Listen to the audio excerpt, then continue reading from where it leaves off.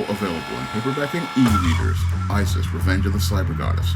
The goddess next door takes on the threat of a deadly digital diva driven to destroy the world in this action-packed, all-new Isis series adventure. Get Isis, Revenge of the Cyber Goddess featuring a bonus pin-up and the other 2 books in the Cyber Goddess saga at online bookstores everywhere today.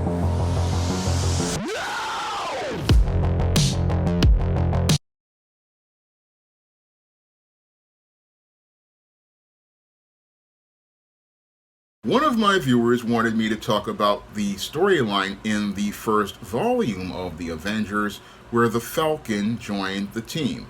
Now, the viewer was having a disagreement with an individual in a Facebook group who wanted to make the talking point that there should have been more than one black member on the Avengers at the time, and wanted to say that the whole storyline as related to affirmative action was played out in 1979. Now, as someone who was a child in the late 1970s and read this storyline first when he was 10 years old, and then read it once again when he was 15, and then read it again when he was an adult, I can give you some perspective on this story of where the Falcon joined the Avengers and show you the historical context of that story with screenshots from the comics that came from that time. Now, when it comes to this whole story of Falcon joining the Avengers, this was a part of a larger storyline that had been taking place that was written by Jim Shooter, and the storyline was supposed to be all about how the Avengers' security was basically lax, and how government agent Henry Peter Gyrick basically infiltrated the Avengers mansion and was able to get access to their equipment and basically used this as a way to try to go out and try to take away the Avengers' priority privileges as related to the world governments all across the globe. So what Henry Peter Gyrick was looking to do was get control over the Avengers, and as he was looking to get control over the Avengers, he wanted to control their entire roster because he felt, like Amanda Waller in the Cadmus storyline, that the Avengers had gotten too powerful and had too big of a team. So what he wanted to do to control the Avengers was limit the roster down to 7 members, and limit the roster to 7 members that fit the government's standards, and part of the government standards was putting a minority member on the team. Now, the Avengers have always had a diverse roster of people. They have had mutants on their team, such as Quicksilver and the Scarlet Witch on the team in the early days, and they had the Black Panther on the team as a black hero, and they also had other characters like women like the Scarlet Witch, and they've had Asian characters like Mantis on the team. So the Avengers have always been a diverse team, and this whole situation with Henry Peter Gyrick was basically him trying to get the team, again passively, to meet the standards of the government, but aggressively looking to control the team. And when he saw that the team didn't have Black Panther on the roster, again, he was the black character from Wakanda, he decided to go out here and put his own black character to meet their diversity quota, which was the Falcon. Now, this was done deliberately because what Jim Shooter was looking to do was he was looking to make a commentary on affirmative action, and he wanted to make a commentary on affirmative action because it was about, when it came to affirmative action, people like those in the government, like Henry Peter Gyrick, what they were looking to do was passive-aggressively use these whole policies to choose black people who didn't fit the job so that they could go out here and, again, passively hire a black person, but aggressively, once they hired that black person, make it where that person didn't fit the job so that they could use that as an excuse to not hire qualified black people. And that's what they were doing at the time with the Falcon storyline, basically showing how affirmative action diversity quotas really don't help anything at all, because it's not about finding the person who is qualified for the job, based on merit is just about putting a black person in a job passively so that they can fail. And once they fail, then use that to close the door on other black people. And that's what the whole storyline was all about. It was really about showing how you can't get it's not about getting the right person with the right powers and abilities, because Falcon was basically chosen without his choice. I mean, Falcon, yes, he's a competent and qualified hero as related to street crime, but he's never really worked again in a team. He's worked with a partner like Steve Rogers, but he never really worked well with the team because he never really synergized with the team at all. And that's what was shown in the pages of later storylines, like the ones where they take on the Grey Gargoyle, which was the only storyline where I believe the Falcon basically fought with the team. He also fought in a storyline where Scarlet Witch was possessed in Salem, but again, he wasn't very effective because he never really trained with the team and he never really meshed with the team.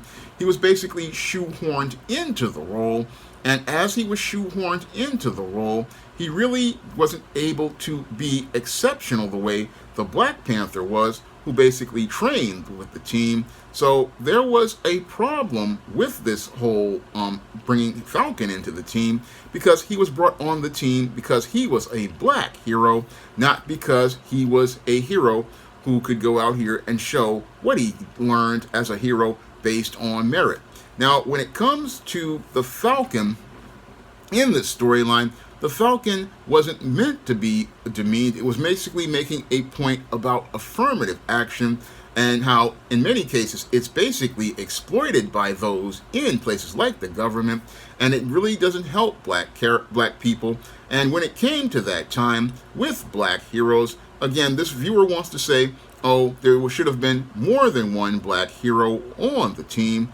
Well, at that time, there were not that many black heroes at all. I mean, this is 1979, and in 1979, I could possibly count all of the heroes on one hand and possibly one finger. I mean, there was Black Panther, there was Black Goliath, there was Luke Cage, Power Man, there was Storm. Again, basically about and the Falcon, 5 heroes who were black in all of Marvel.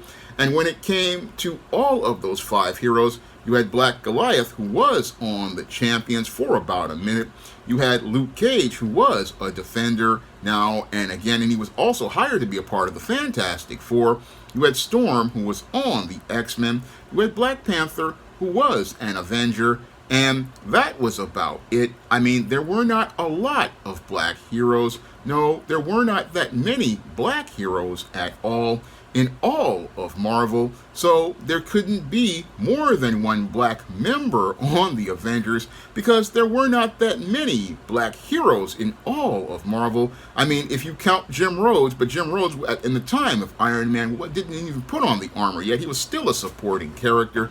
So there were not that many black characters in all of Marvel, so you could not go out here and put a second black member on the Avengers because there were not that many black characters in all of Marvel, and weren't even that many black characters in all of DC at the time in 1979. So as someone who was there and basically saw the comics in my brother's collection and read the comics and basically read the paper copies, I can tell you that, again, there were not that many black characters at the time. But the Falcon, again, he was a street hero, and again, he worked well with Captain America on street cases, but he wasn't a good fit for the Avengers because he wasn't, again, brought into the team organically,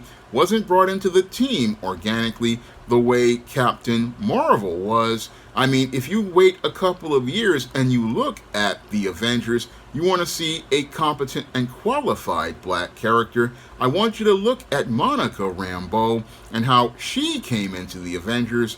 The way she came into the Avengers is the way all the other characters came into the Avengers, such as the Scarlet Witch, such as Quicksilver, such as the Beast, and such as many Mantis. I mean, all those characters, again, were of different minorities, and they came into the team organically. And when Monica Rambeau came into the team, she came in, again, a qualified person because she was a police officer who had police training. She also came in with these light-based powers that were a skill that helped the Avengers get out of jams. She worked and trained with Captain America, again, like the Falcon, and trained with him. And she also became so good at her job, she eventually became the leader of the Avengers. And this basically showed how a black person could come into the Avengers and earn based on merit. And that was the contrast to what happened with the Falcon, who really, again, when he was brought into the team, was not a good fit because they just basically picked him without him choosing. I mean, that ran against the entire whole paradigm of the Avengers, where usually when people come into the Avengers, they usually are asked to join, and as they are asked to join, what they do is they usually accept and become a part of the team. That's usually been the standard for the Avengers, and that's where the person that the viewer is disagreeing with doesn't really get it, because they really don't understand the context of history. They really don't understand the context of history as related to things, because again, in 1979, affirmative action was basically about maybe 2-3 years old, and when Jim Shooter wrote this story, he wanted to make a commentary on affirmative action and how it doesn't choose the best person because you're choosing, again, based on token check marks, and again, choosing against a person's will. That is shown in the comic panels of the Avengers back in 1979. I mean, back in those same panels in 1979, here we have Sam Wilson and Steve Rogers talking about how he's basically a token so that the whole Avengers can keep their priority privileges as related to protecting the world, and basically he's not happy about being chosen to fill a quota. I mean, we have this right here in the pages of the Avengers, and that's where the person the viewer is disagreeing with doesn't get it. They really don't understand the context of time as related to history, and this is why I say that, this is where we've been done a disservice by Lucy Calkins and her balanced literacy program. We've been done a disservice because a lot of people are not learning history and not learning the context of history. This is something that I have to do when I do research for stories, like I recently did for Spinsterella Goth Girl Summer, which is set in the year 2000, or John Haynes' 1987, which is set in 1987, or books like Isis Imitation of Life, which is set in 1937, or Esteem the Sands of Time, which is set in 4987 BC.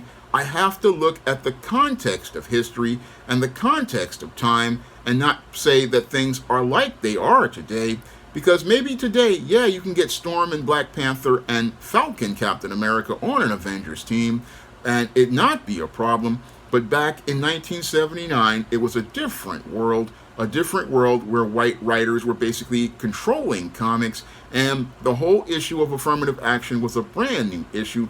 Now, they were used to going out here and again presenting black characters again from their perspective, and they didn't really get to experience and interact with black people that much, and black people in media were not that large of a group. I mean, we didn't really get a lot of black characters out there. I mean, there were only a handful of black characters who had comics: Luke Cage, Black Goliath, Storm in the X-Men, Fast Willie Jackson. I mean, there were not that many black characters out here, and like they were back in the 90s with Milestone and Unia and many other comic companies. I mean, the whole idea of having multiple black characters in something, that's an accomplishment. I mean, when you look at the Falcon being a token compared to what we got in Age of Ultron, where we got 3 black heroes in one movie, in Falcon and War Machine, and I think it was another no, that was Black Panther, that was in Captain America Civil War, where we got 3 black characters. I mean, we've come a long way, and again, a lot of people are not understanding the historical perspective of a black character from 1979 and the world of 1979. So there wasn't, again, the amount of characters to put in there. So basically, the guy the viewer's having a disagreement with doesn't really understand the context of history, and because they don't understand the context of history and haven't done the research on history, they really cannot go out here and understand why things are a certain way. But as someone who basically, again, grew up with these comics and read these comics, I can basically look at it and look at his argument and see how ridiculous it is. Because again, story was not about demeaning the Falcon. It was all about making a commentary on how affirmative action really does not pick the best qualified individuals when you pick on diversity quotas. That was the commentary that was being made in the pages of that Falcon joins the Avengers storyline. The commentary that's being made is that if you pick people based on diversity check marks, you're not going to get the best people. And that's the same argument that many of the people who were a part of the whole Comicsgate and culture war are trying to talk about as related to things, but they basically twist the narrative because, again, they talk about merit, but the whole thing is when there are people like myself who want to earn on merit, they don't want to support us. When there are creators like myself who go out here and create quality stories and are known for creating consistent quality stories, we're not the ones who get hired. No, ironically, who gets hired? Because what many of the racists who are a part of the business want to do in order to keep their power and keep their control over the media is they hire no talent individuals, basically based on color, similar to what happened with the Falcon in the Avengers, and don't really think about finding the most qualified individual, a person who has the experience and the background. And instead of there being a Captain Marvel who can save the industry, what happens is that you wind up with people who basically drive it down even further and are not effective in bringing back readership. So the viewer wants to say, oh, that this story demeaned the Falcon. Again, no, this was not about demeaning the Falcon. It was about showing how you pass on qualified people, and qualified people because, again, if you look at the historical context, Luke Cage was a Defender and hired to be a part of the Fantastic Four as related to his abilities on merit, and the Falcon was on the Defenders on merit based on his ability, but the way the government put him in the Avengers basically made it where he was not effectively used, and this is what made Falcon frustrated and made him leave the team and not look to be a part of the team until about maybe 10, 15 years later. So I want everyone to get a better understanding of this story because this was one of the big stories for me as a kid growing up in the late 70s and 80s. I mean, seeing the Falcon and the Avengers, seeing Jim Rhodes and Iron Man, really seeing Jim Rhodes and Iron Man because Jim Rhodes was really, without armor, he was really a competent hero in many ways. I mean, seeing Jim Rhodes in Iron Man basically was one of those things that inspired me, along with seeing Falcon in the Avengers, to see black people as heroes. And these comics, again, they were really complex stories because at the time Marvel was doing more complex social issue stories like Demon in a Bottle. You really have to put this also in the context of Iron Man Demon in a Bottle, because Iron Man Demon in a Bottle, this Falcon storyline and the storyline where Henry Pym basically has this breakdown and just unintentionally hits his wife. All of these stories were meant to try to show you the world outside your window at the time of 1979 and the issues that went on during the time of 1979, and show you what life was like, because in the 70s people were dealing with hard stuff. Now that we came out of Jim Crow, we were dealing with issues of things like divorce and alcoholism, and dealing with things like, again, affirmative action. And Marvel's Jim Shooter was trying to give people that world outside their window. And sadly, what happened here is that this viewer doesn't understand things as related to the context of history, and really needs to go out here and pick up all the books that were going on in the 70s to get an understanding of what life was like in the world of 1970s Marvel Comics. Now, I hope this explains things for the viewer as related to the disagreement they were having with the individual in this Facebook group, and puts things into context as related to the Falcon being made of an Avenger and how it really didn't work well for the team and didn't really work well as related organically to storylines. I'm hoping this gives people some perspective on the story and some understanding of how things worked in the Avengers at the time. Now, this was a video requested by one of my viewers, and if you want to request a video, you can send a donation for a minimum of $15 to the Cash App or the PayPal, and if I know something about that subject or I can research that subject, I will make that video for you. That's all I have to say for this video. You can comment, rate, and subscribe. Now available in paperback and e-readers, Isis, Amari's Revenge. The goddess next door is confronted by a Nubian queen out for revenge at the Metropolitan Museum of Art in this inaugural Isis series adventure. Get your copy of Isis, Amari's Revenge in paperback and e-readers at Amazon.com and online booksellers everywhere. Now available in paperback and Kindle Unlimited, E-Steam: The Sands of Time. It's action and adventure in ancient Egypt in this terrific teen time travel romance. Get your copy of E-Steam: The Sands of Time at your favorite online bookseller today. Support Black-owned and Black-operated digital broadcast media. www.niceradionetwork.com. Nice Radio Network, broadcasting 24 hours a day, 7 days a week.